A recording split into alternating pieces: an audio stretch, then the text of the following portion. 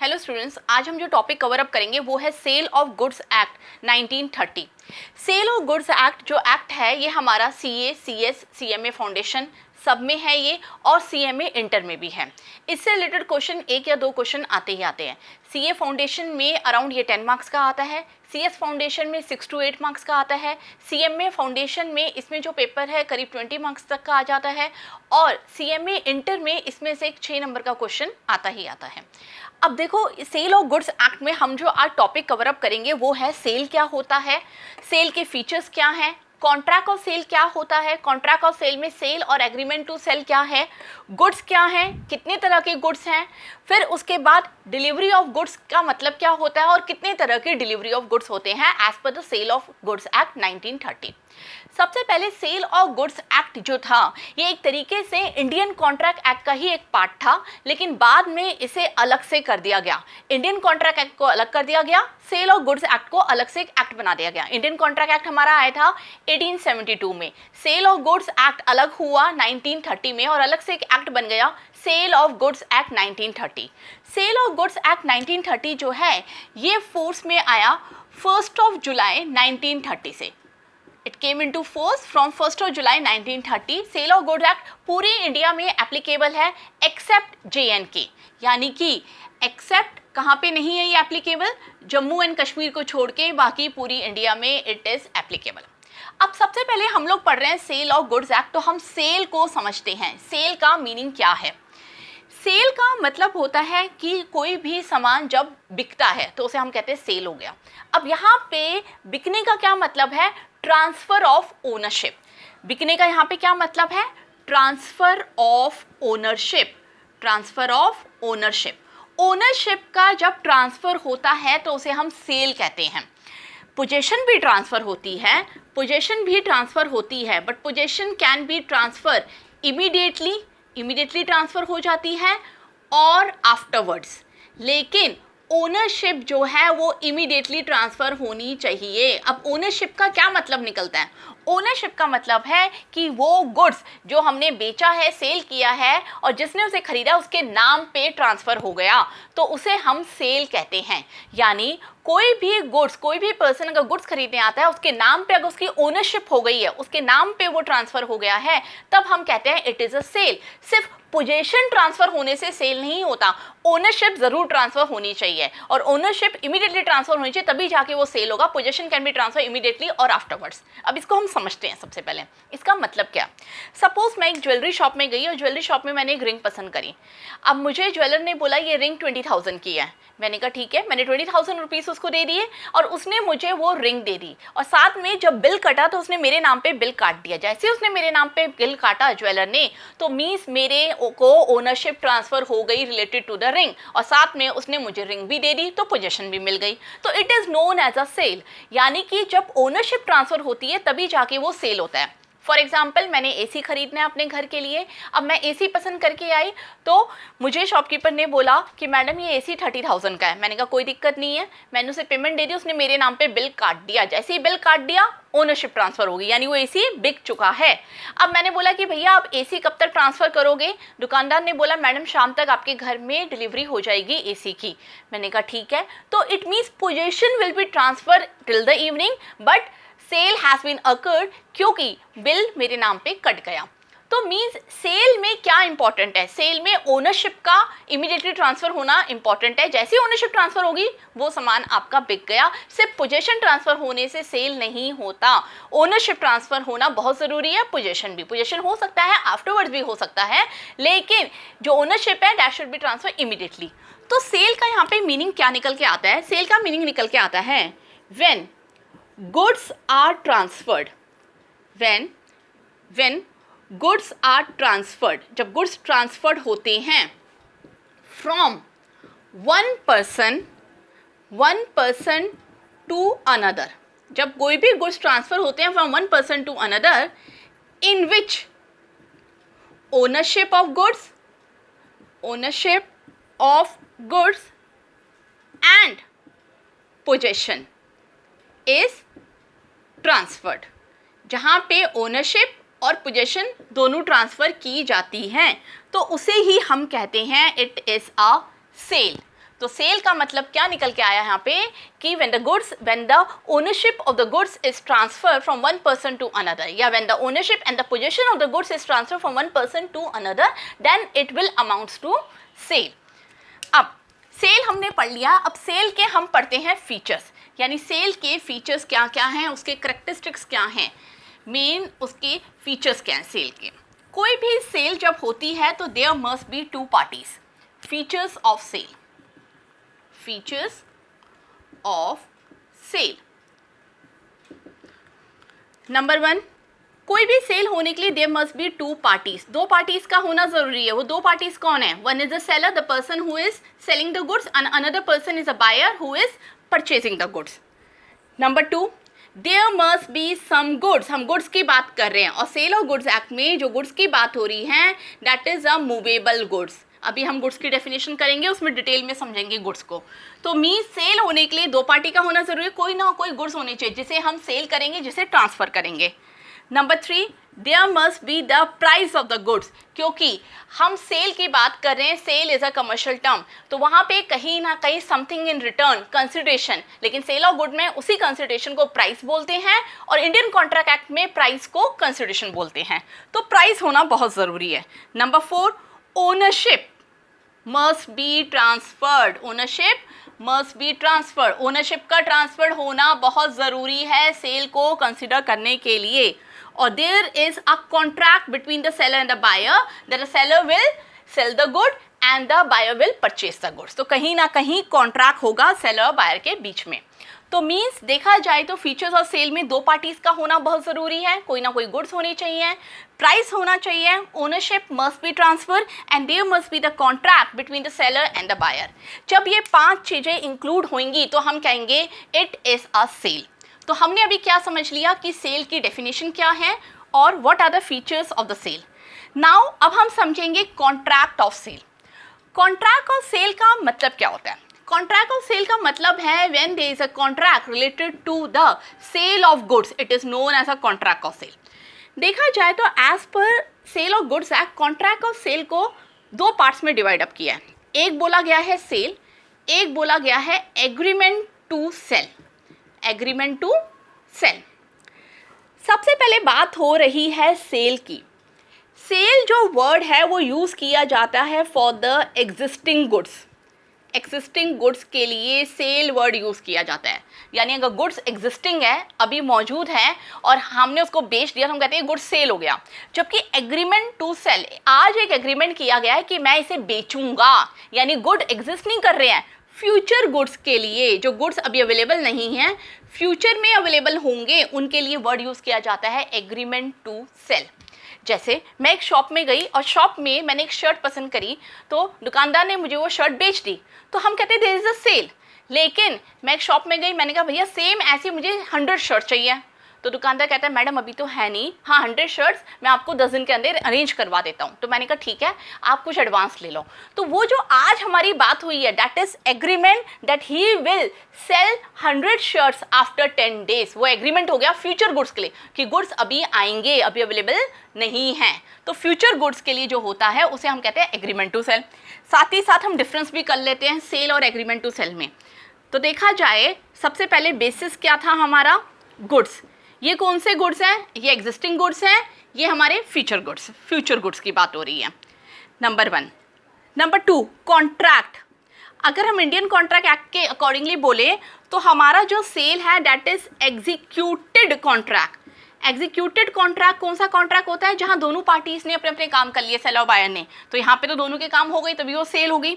अब यहाँ पे क्या है, आज एग्रीमेंट हुआ है कि फ्यूचर में गुड्स होगा, तो it is an executory contract. ये एक एग्जीक्यूटरी कॉन्ट्रैक्ट है जहाँ पे अभी काम चल रहा है, पूरा नहीं हुआ, 10 दिन के बाद जब शर्ट बिक जाएंगी तो एग्जीक्यूटेड कॉन्ट्रैक्ट बन जाएगा। फिलहाल it is an executory contract.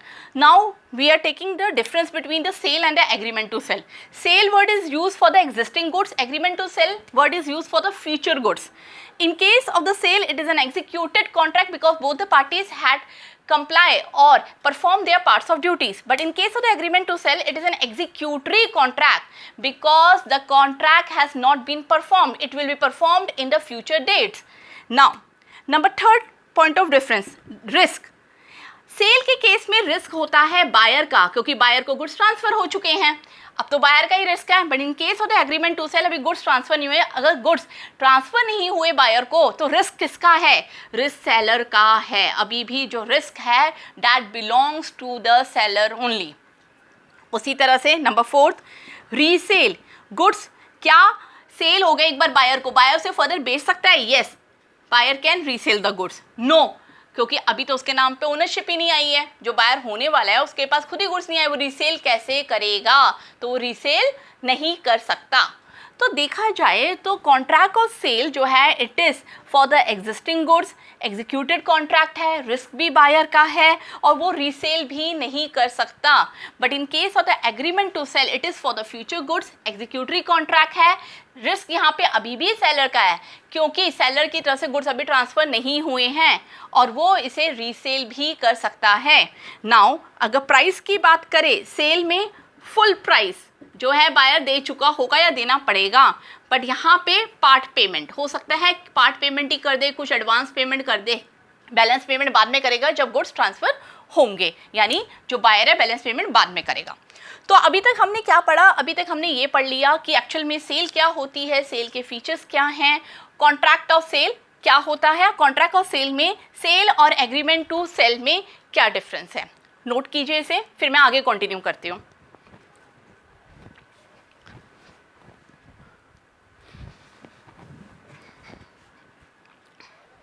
अब हम करते हैं गुड्स। हमने सेल अभी कंप्लीट कर लिया है, सेल और गुड्स एक्ट में सेल हमने पूरा पढ़ लिया। अब हम पढ़ रहे हैं गुड्स। गुड्स क्या होते हैं? एज पर सेल और गुड्स एक्ट, गुड्स का मतलब है ऑल मूवेबल गुड्स। गुड्स का यहाँ पे मतलब है ऑल मूवेबल गुड्स। जितने भी गुड्स मूव हो सकते हैं from one place to another that is known as a movable goods. तो सेल और गुड्स एक्ट के अकॉर्डिंगली गुड्स का मतलब है all movable goods. For example अगर हम बात करें, marker, board, chair, table, pen, pencil, fan, ये सब क्या हैं? ये सब मूवेबल गुड्स हैं which can be easily move from one place to another. Even अगर हम बात करें कंपनी के जो शेयर्स हैं that is also movable goods. उसी तरह से ग्रास, ग्रास क्या होता है? ज़मीन से कटकर बिकती है। Timber, it is also an movable. Timber क्या है? टिम्बर का मतलब होता है वुड। जब वो ट्री से, ज़मीन से अलग होगी तो वो टिम्बर बन गया। और ट्रीज आर इमूवेबल, क्योंकि ट्रीज अटैच टू लैंड है। ट्रीज आपका मूवेबल गुड्स नहीं है। टिम्बर, लक्कड़ जो होती है कट के अलग हो गई अगर ट्री से तो वो टिम्बर कहलाती है, it is a movable goods. तो according to sale of goods act, all movable goods are considered to be the goods as per sale of goods act. Even it includes the shares, grass, timber, etc. It not include, क्या क्या चीज़ें include नहीं करता goods में? Number 1 immovable goods. Obviously बात है, immovable goods के लिए वैसे भी अलग से एक्ट है, ट्रांसफर ऑफ प्रॉपर्टी एक्ट। तो इमूवेबल गुड्स उस एक्ट में कवर अप करता है। हम पढ़ रहे हैं सेल ऑफ गुड्स एक्ट, तो सेल ऑफ गुड्स एक्ट में सिर्फ और सिर्फ मूवेबल गुड्स इंक्लूड होते हैं। नंबर 2 इमूवेबल गुड्स जो है sale of goods act include नहीं करता। उसी तरह से हमारी करेंसी भी हमारा जो है सेल ऑफ गुड एक्ट नहीं इंक्लूड करता, लेकिन एक्सेप्ट ओल्ड कॉइन्स। अगर कोई ओल्ड कॉइन्स हैं, पुराने ज़माने के सिक्के हैं, वो हम खरीद रहे हैं तो that is considered to be the goods. लेकिन वैसे करेंसी, मैंने आपको 2000 का नोट दिया, आपने 500 के 4 नोट दिए, that is exchange of money, that is not a sale of money. Number 3 actionable claim. Actionable claim का मतलब होता है कोई भी ऐसा एक्शन करने पर पैसा मिलना। फॉर एग्जांपल डेटर्स, कंपनी में डेटर्स होते हैं। डेटर्स कौन होते हैं? जो कंपनी में उधार में सामान खरीदते हैं। एसेट साइड्स पे आते हैं कंपनी की बैलेंस शीट पे कि पैसा मिलेगा इनसे, तो कंपनी अपने डेटर्स को बेच नहीं सकती है। तो इसीलिए मीन्स उनको बेच नहीं सकती कि भाई आप मेरे डेटर्स खरीद लो और जितने रुपए आने उतने रुपए हमको दे दो, ऐसा नहीं है। तो actionable claims are not consider under sale of goods. इनके लिए भी अलग से एक एक्ट होता है जिसे हम बोलते हैं डेटर रिकवरी एक्ट। तो इसके लिए अगर देखा जाए तो सबके लिए अलग अलग एक्ट है, इसलिए 3 चीज़ें हमारी सेल ऑफ गुड्स एक्ट में कवर अप नहीं होती। तो सेल ऑफ गुड्स एक्ट के अकॉर्डिंगली गुड्स की डेफिनेशन क्या है? गुड्स की डेफिनेशन है ऑल मूवेबल गुड्स। जितने भी गुड्स जो है मूव हो सकते हैं from one place to another easily, that is known as the goods. Immovable goods, actionable claims, currency, ये सब हमारा सेल ऑफ गुड्स एक्ट की डेफिनेशन में नहीं आता। अब हम पढ़ते हैं types of goods. As per sale of goods act कितने तरह के गुड्स होते हैं वो हम पढ़ते हैं। टाइप्स ऑफ गुड्स,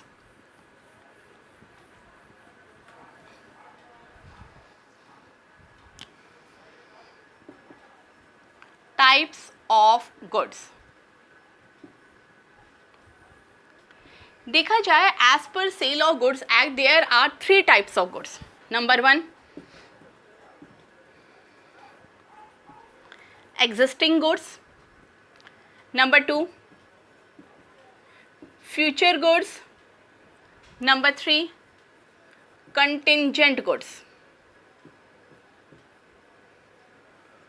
अब ये 3 तरह के गुड्स होते हैं as per sale of goods act. अब इन्हें हम डिटेल में पढ़ते हैं। सबसे पहले एग्जिस्टिंग गुड्स। एग्जिस्टिंग गुड्स वो गुड्स होते हैं which is available for cell, available for cell, जो इस समय मौजूद है बिकने के लिए, तो उनको हम बोलते हैं existing goods. Future goods, future goods वो गुड्स होते हैं that will be available in future, available in future, future में अवेलेबल होंगे, अभी नहीं है, इसीलिए इनके साथ एग्रीमेंट टू सेल किया जाता है। कंटिंजेंट गुड्स क्या होते हैं? कंटिंजेंट गुड्स वो गुड्स होते हैं जो अवेलेबल होंगे on fulfilment of some condition, goods which will be available on fulfillment of some condition। For example मैं एक शॉप में गई, शॉप में मुझे शूज़ चाहिए थे। अब मैंने भैया को बोला भैया मुझे 6 नंबर के शूज़ चाहिए। उसने बोला मैडम 6 नंबर के तो नहीं है। मैंने कहा कब तक आ जाएंगे? उसने बोला अगर हमारा डीलर आज शाम को ही सप्लाई कर देगा तो आपको कल मिल जाएंगे, वरना 2 दिन आपको रुकना पड़ेगा। तो इट मीन्स कंडीशन लगा दी यहाँ पे, तो it is known as a contingent goods, the goods which will be available on fulfilment of some condition कि डीलर अगर सप्लाई कर देगा तो मिल जाएंगे कल, वरना 2 दिन लगेंगे। तो it is known as a contingent goods. हमने इंडियन कॉन्ट्रैक्ट एक्ट में भी कंटिंजेंट कॉन्ट्रैक्ट पढ़ा था, उसी तरह से कंटिंजेंट गुड्स होते हैं। या आपने अकाउंट्स में कंटिंजेंट लायबिलिटी पढ़ी है कि अगर कोई केस चल रहा है, वो केस हार गए तो हमारे लायबिलिटी हो जाएगी, नहीं हारे तो फिर लायबिलिटी नहीं होगी। तो उसी तरह से कंटिंजेंट गुड्स होते हैं। तो हमने 3 तरह के गुड्स पढ़े, existing goods, future goods, contingent good. Existing goods वो गुड्स हैं which is available for sale, future goods जो अवेलेबल होंगे फ्यूचर में for the sale, and contingent goods which will be available on fulfilment of some condition. अब existing goods को ही हम further bifurcate करते हैं।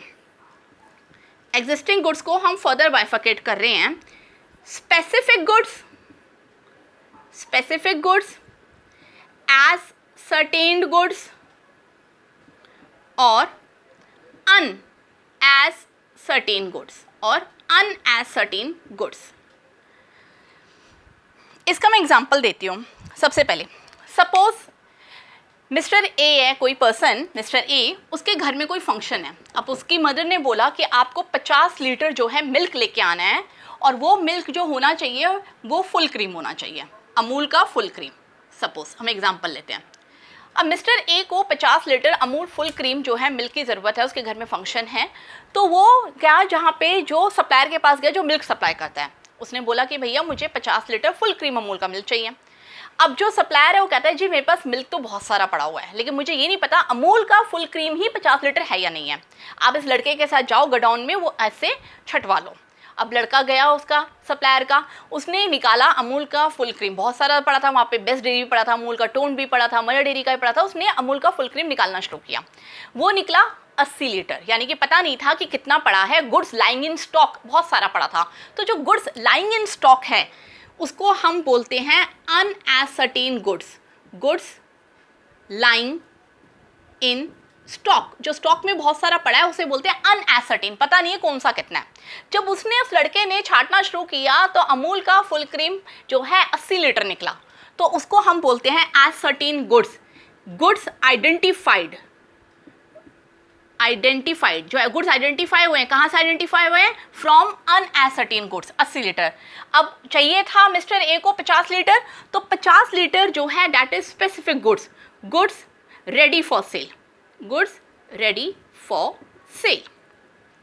देखा जाए तो ये तीनों ही गुड्स एग्जिस्टिंग गुड्स की कैटेगरी को एग्जिस्ट तो कर ही रहा है। जो गुड्स बहुत सारा स्टॉक में पड़ा है, हमें पता नहीं है कौन सा क्या है, तो वो अनएसर्टेन goods.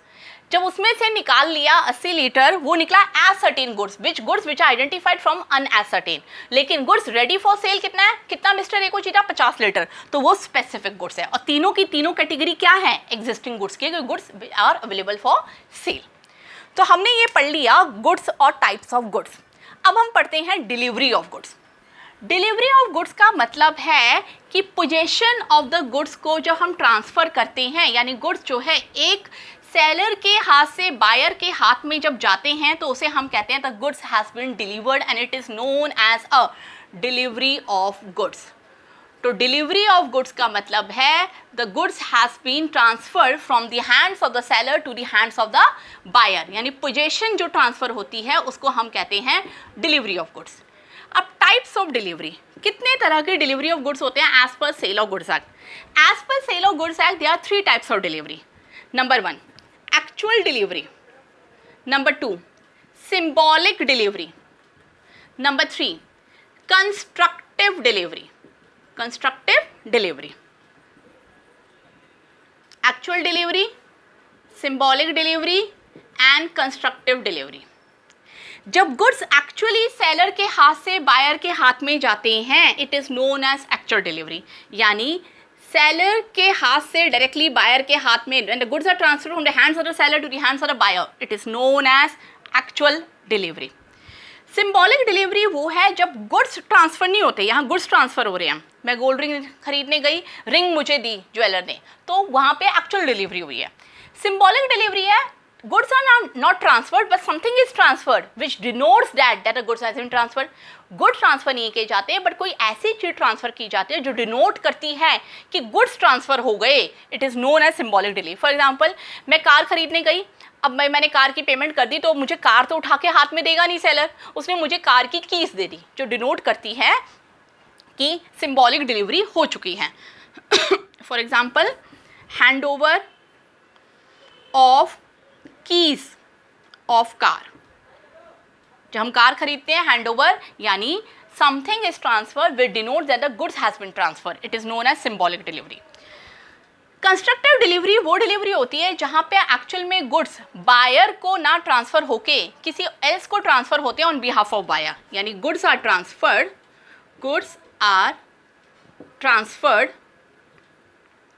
somebody else on behalf of buyer. For example, मैंने ऑनलाइन पिज़्ज़ा बुक करा, पिज़्ज़ा वाला घर में आया और मेरे बिहाफ पे मेरे सिस्टर ने जो है पिज़्ज़ा की डिलीवरी ले ली, that is known as constructive delivery. Delivery तो हुई है, मेरे बिहाफ पे मेरे सिस्टर ने जो है पिज़्ज़ा की डिलीवरी ले ली, it is known as constructive delivery. तीनों ही कंसिडर किए जाते हैं कि the goods has been transfer, चाहे बायर के खुद हाथ में दो या गुड्स ना दो, कुछ ऐसी चीज़ दे दो जो डिनोट करती है कि गुड्स दे दिया है, या बायर घर पे नहीं है तो उसके बिहाफ पे किसी और को ट्रांसफ़र कर दो, तो it is known as a constructive delivery. तो हमने सेल ऑफ गुड्स एक्ट में क्या क्या पढ़ा, सेल क्या होता है, सेल के फीचर्स क्या हैं, कॉन्ट्रैक्ट ऑफ सेल क्या होता है, सेल और एग्रीमेंट टू सेल में डिफरेंस क्या होता है, फिर उसके बाद हमने पढ़ा गुड्स क्या हैं, टाइप्स ऑफ गुड्स पढ़े तीनों कैटेगरी, उसके बाद हमने पढ़ा डिलीवरी ऑफ गुड्स क्या होता है और types of delivery of goods क्या होता है। तो ये हमने सेल ऑफ गुड्स एक्ट में इंट्रोडक्शन वाला पूरा पार्ट कवर अप कर लिया है। नेक्स्ट वीडियो में हम सेल ऑफ गुड्स एक्ट के नेक्स्ट टॉपिक कवर अप करेंगे। Thank you.